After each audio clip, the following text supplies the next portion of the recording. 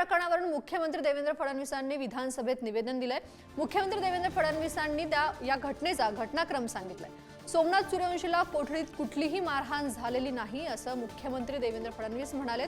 सोमनाथ सूर्यवंशीच्या कुटुंबियांना सरकारकडून 10 लाखांची मदतही त्यांनी जाहीर केली आहे। सोमनाथ सूर्यवंशी पूर्णवेळ पोलीस कोठडीत असतानाचा व्हिडिओ फुटेज उपलब्ध आहे। फुटेजमध्ये कुठेही त्याला मारहाण झालेली दिसत नाही असं देवेंद्र फडणवीस यांनी सांगितलं। जाळपोळीच्या व्हिडिओमध्ये जी मंडळी दिसली त्यांना अटक करण्यात आली आहे, त्यात सूर्यवंशी सुद्धा होते अशी माहितीही देवेंद्र फडणवीसांनी दिली। या शंका उपस्थित झाल्या। शेवटी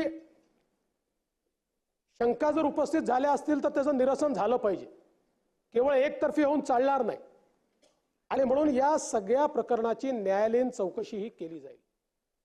आणि ही करत असताना नानाभाऊ आपल्यालाही सांगतो आणि नितीन राऊत साहेब आपल्यालाही सांगतो, 1998 नंतर माननीय उच्च न्यायालयाने निर्णय घेतला की न्यायालयीन चौकशी करता आम्ही सिटिंग जज देणार नाही।